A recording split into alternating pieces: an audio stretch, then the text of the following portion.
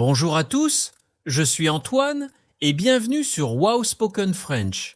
Aujourd'hui, nous allons parler d'un sujet que tout le monde connaît bien, le ménage. Gabriel, comment vas-tu ce matin?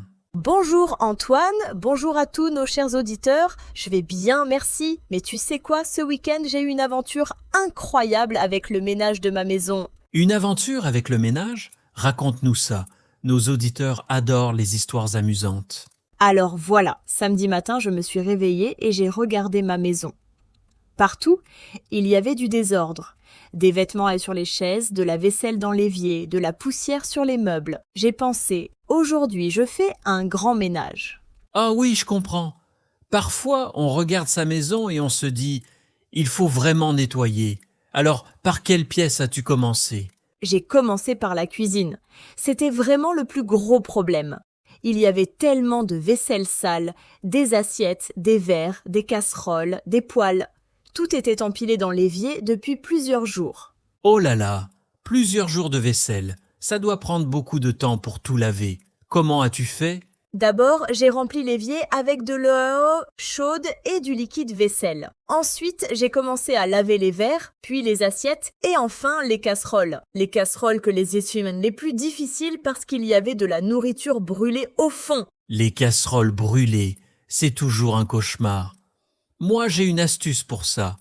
Je mets de l'eau avec du bicarbonate de soude dans la casserole, je fais chauffer et après c'est plus facile à nettoyer. Excellente astuce, Antoine. Nos auditeurs, est-ce que vous avez des astuces pour nettoyer les casseroles brûlées? Laissez vos commentaires. Après la vaisselle, j'ai nettoyé le plan de travail de la cuisine. J'ai utilisé une éponge et un produit nettoyant. Le plan de travail, c'est important. C'est l'endroit où on prépare la nourriture.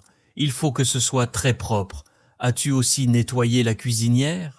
Oui, la cuisinière était vraiment sale. Il y avait des taches de sauce, de l'huile et des morceaux de nourriture séchés. J'ai utilisé un produit dégraissant. J'ai vaporisé le produit, j'ai attendu 5 minutes et ensuite j'ai frotté avec une éponge.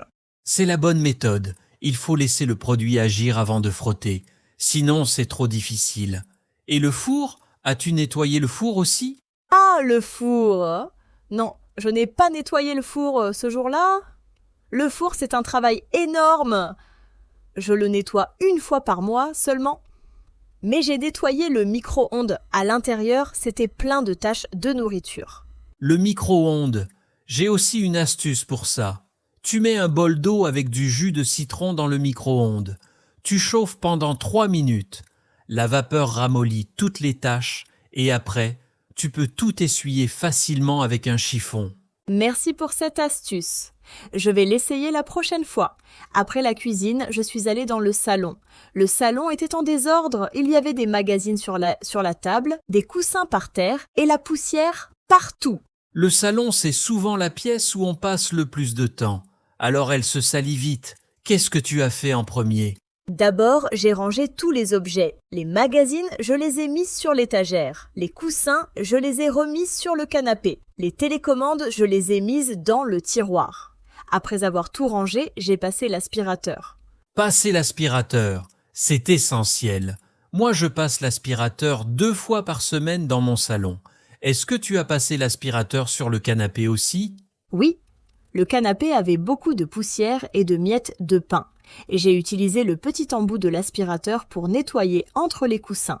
C'est incroyable tout ce qu'on trouve entre les coussins d'un canapé. Des pièces de monnaie, des stylos, même une vieille télécommande que je cherchais depuis des mois. Ah ah ah, c'est toujours comme ça. Le canapé est comme un trésor caché. On trouve toujours des choses qu'on avait perdues. Après l'aspirateur, as-tu fait autre chose dans le salon? Oui, j'ai épousseté tous les meubles, la table basse, l'étagère, la télévision, tout. J'ai utilisé un chiffon en microfibre. C'est le meilleur type de chiffon pour enlever la poussière. Tu as raison, les chiffons en microfibre sont parfaits. Ils attraperont de la poussière au lieu de la pousser dans l'air. Auditeur, utilisez des chiffons en microfibre pour le ménage. Après le salon, quelle pièce as-tu nettoyée? Je suis allée dans la salle de bain. Oh là là, la salle de bain, c'était la pièce la plus difficile à nettoyer. Il y avait du calcaire partout sur les robinets, des cheveux dans la douche et les toilettes n'étaient pas très propres non plus. La salle de bain, c'est toujours un défi. Le calcaire, c'est vraiment difficile à enlever. Quel produit as-tu utilisé? J'ai utilisé du vinaigre blanc. C'est un produit naturel et pas cher. J'ai vaporisé du vinaigre blanc sur tous les robinets, sur le pommeau de douche et autour du lavabo. J'ai laissé agir pendant 10 minutes. 10 minutes. C'est important de laisser le produit agir.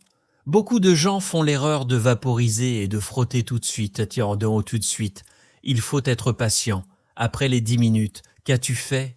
J'ai frotté avec une éponge et j'ai rincé avec de l'eau chaude. Le calcaire est parti facilement. Les robinets brillaient comme des bijoux.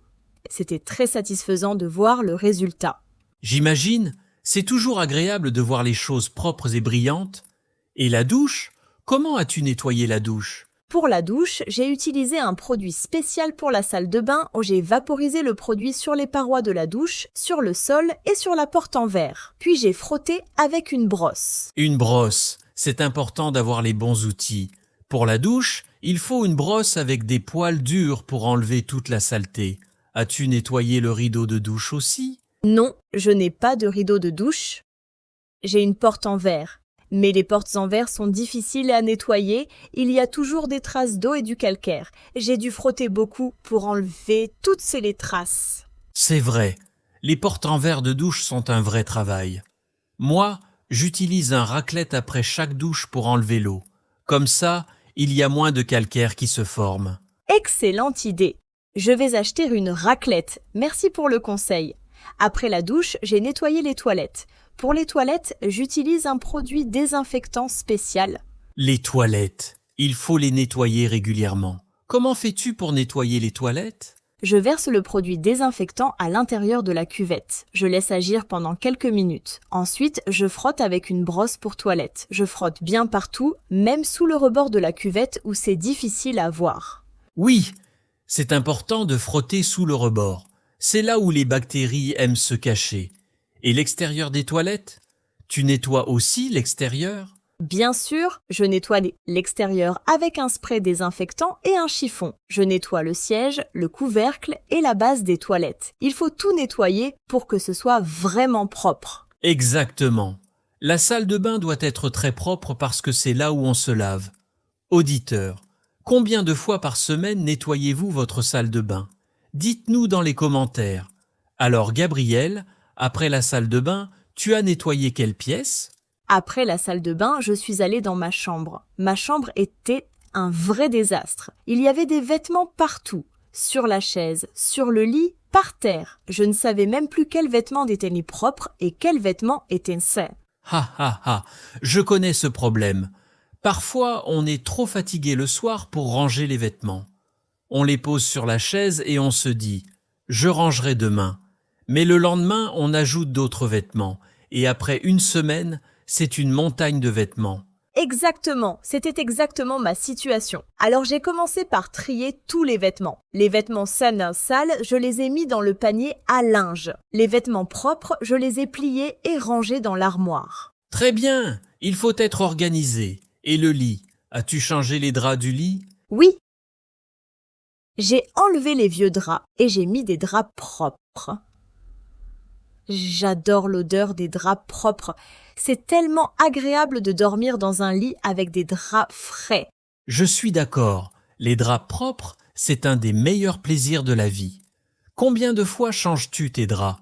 Moi, je change mes draps toutes les 2 semaines. Moi aussi. Toutes les 2 semaines, c'est parfait. Après avoir changé les draps, j'ai passé l'aspirateur dans la chambre. Il y avait beaucoup de poussière sous le lit. Sous le lit, c'est toujours l'endroit où il y a le plus de poussière.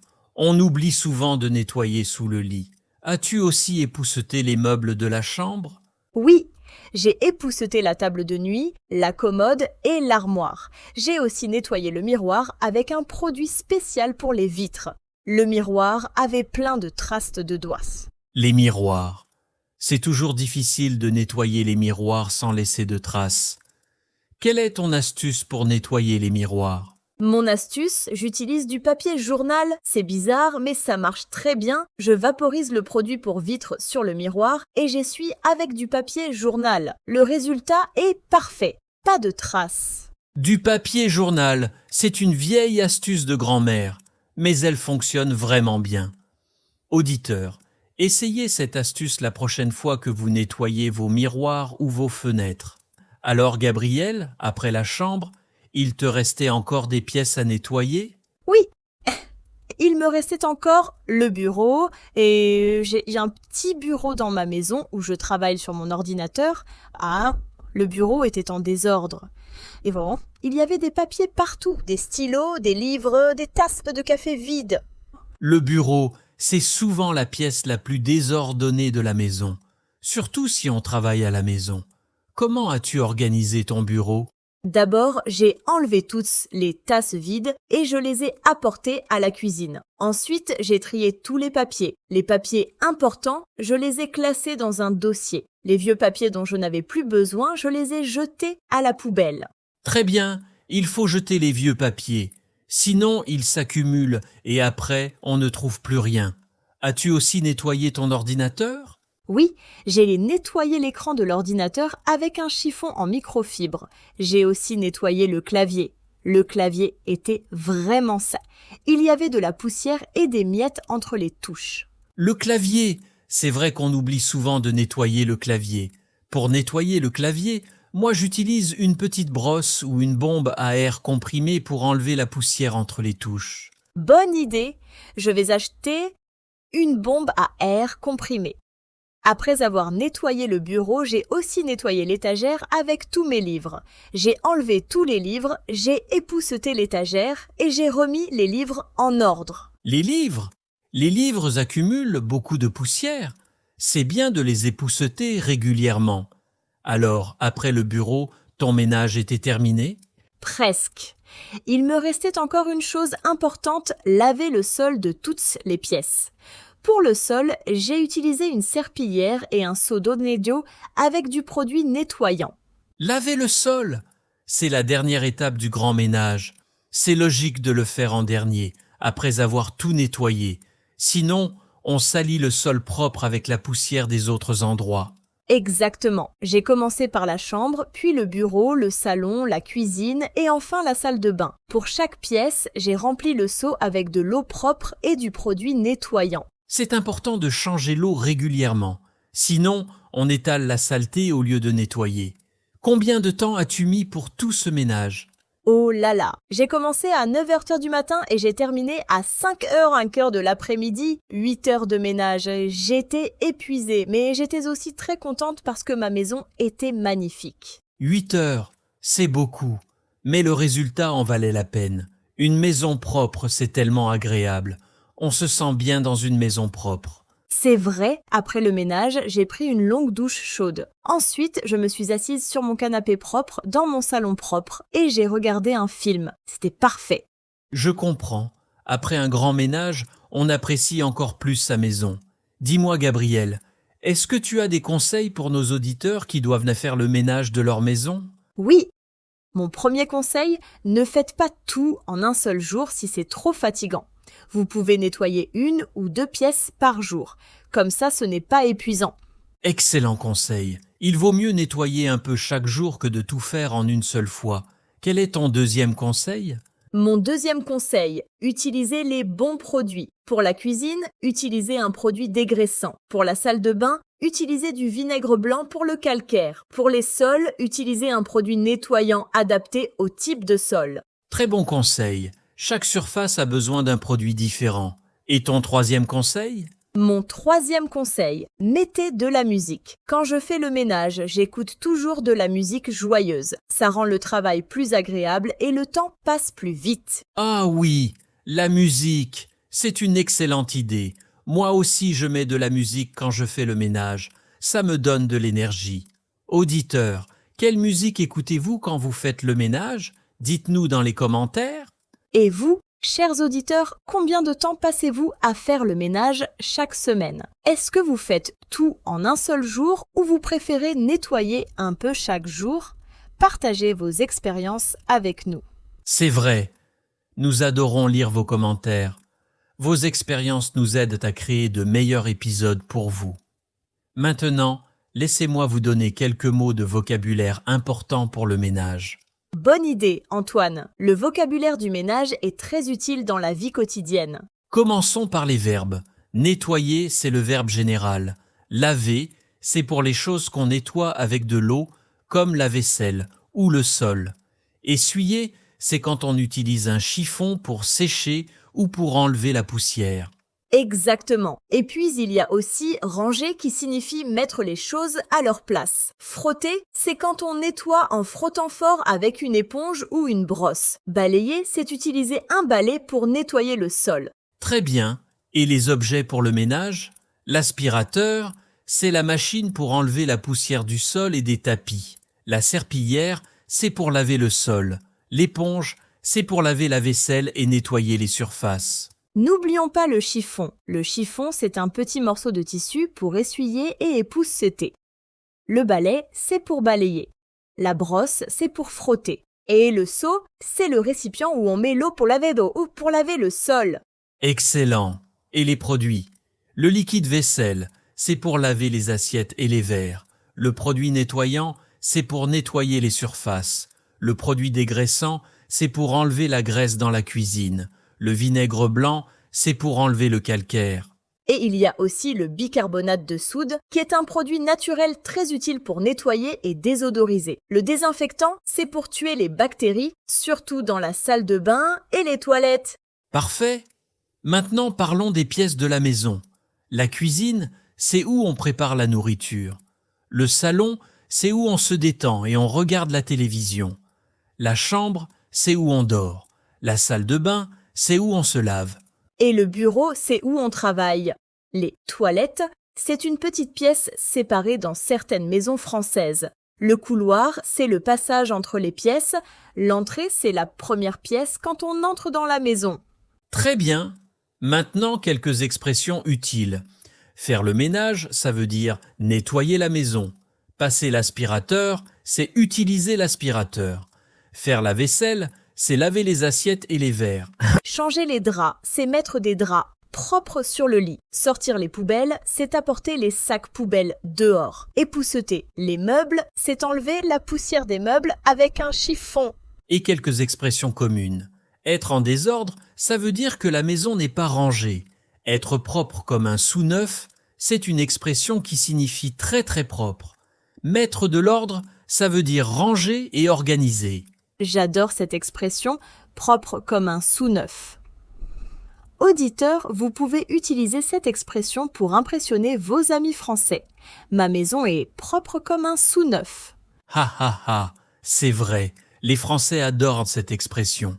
Maintenant, Gabriel, raconte-nous une anecdote amusante sur le ménage. Oh, j'ai une histoire drôle. Un jour, je faisais le ménage de ma chambre. J'ai trouvé une vieille boîte sous mon lit. J'ai ouvert la boîte et devinez ce qu'il y avait dedans? Quoi? Qu'est-ce qu'il y avait dans la boîte? Il y avait mes jouets d'enfance, des petites voitures, des poupées, des jeux. Je ne savais même pas que cette boîte était là. Je me suis assise par terre et j'ai passé une heure à regarder tous mes vieux jouets. J'ai complètement oublié le ménage. Yahaha, c'est typique. Quand on fait le ménage, on trouve toujours de vieilles choses et on passe du temps à les regarder. Le ménage qui devait prendre 2 heures prend finalement toute la journée. Exactement, c'est pour ça que le ménage prend toujours plus de temps que prévu. On trouve des vieilles photos, des lettres, des objets qu'on avait oubliés et on s'arrête pour les regarder. Moi aussi j'ai une anecdote. Un jour, je passais l'aspirateur dans le salon. Soudain, l'aspirateur a fait un bruit bizarre. J'ai éteint l'aspirateur et j'ai regardé à l'intérieur. Devinez ce que l'aspirateur avait avalé? Oh non! Qu'est-ce que c'était? Mon téléphone portable. Je l'avais posé sur le tapis pendant que je déplaçais les meubles et j'avais complètement oublié. L'aspirateur l'avait avalé. Oh non! Ton téléphone, est-ce qu'il fonctionnait encore après? Heureusement oui. Le téléphone avait une bonne coque de protection. Mais j'ai eu très peur. Maintenant, avant de passer l'aspirateur, je vérifie toujours qu'il n'y a rien d'important sur le sol. Ah! Quelle aventure! Auditeurs, faites attention quand vous passez l'aspirateur. Ne laissez pas d'objets importants sur le sol. Vous pourriez avoir la même mauvaise surprise qu'Antoine. Exactement. C'est un conseil très important. Bon, Gabriel, je pense qu'on a bien parlé du ménage aujourd'hui. Nos auditeurs ont appris beaucoup de vocabulaire et d'expressions utiles. C'est vrai, j'espère que cet épisode vous a aidé, chers auditeurs. Maintenant, vous pouvez parler du ménage en français. Vous connaissez tous les mots importants. N'oubliez pas de pratiquer. La prochaine fois que vous faites le ménage, pensez en français. Dites les noms des objets et des actions en français. C'est une excellente façon d'apprendre. Excellent conseil. Et n'oubliez pas de nous laisser un commentaire. Dites-nous quelle est votre pièce préférée à nettoyer ou votre pièce la moins préférée. Racontez-nous vos anecdotes amusantes sur le ménage. Oui, nous adorons lire vos commentaires. Chaque commentaire nous aide à créer de meilleurs épisodes pour vous. Et si vous avez des questions sur le vocabulaire français, posez-les dans les commentaires. Nous répondrons avec plaisir. Et si cet épisode vous a plu, n'oubliez pas de laisser un like, ça nous aide beaucoup, et abonnez-vous à Wow Spoken French pour ne manquer aucun épisode. Exactement. Chaque semaine, nous publions de nouveaux épisodes sur différents sujets de la vie quotidienne en France. La prochaine fois, nous parlerons d'un autre sujet intéressant. Avant de terminer, laissez-moi vous donner un dernier conseil pour le ménage. Soyez régulier. Il vaut mieux nettoyer un peu chaque jour que de tout laisser s'accumuler pendant des semaines. C'est vrai, si vous nettoyez un peu chaque jour, le ménage n'est jamais trop difficile. Par exemple, lavez la vaisselle tout de suite après les repas, passez l'aspirateur 2 fois par semaine, essuyez les surfaces de la cuisine chaque jour. Et rangez vos affaires tout de suite au lieu de les laisser traîner. Si vous rentrez chez vous et enlevez votre manteau, accrochez-le immédiatement au lieu de le poser sur la chaise. Ces petites habitudes font une grande différence. Excellent conseil. Les petites habitudes quotidiennes sont la clé d'une maison toujours propre. Auditeurs, essayez ces conseils et dites-nous si ça marche pour vous. Voilà, je pense que nous avons tout dit sur le ménage aujourd'hui. C'était un épisode très complet. Merci Antoine pour cette conversation intéressante.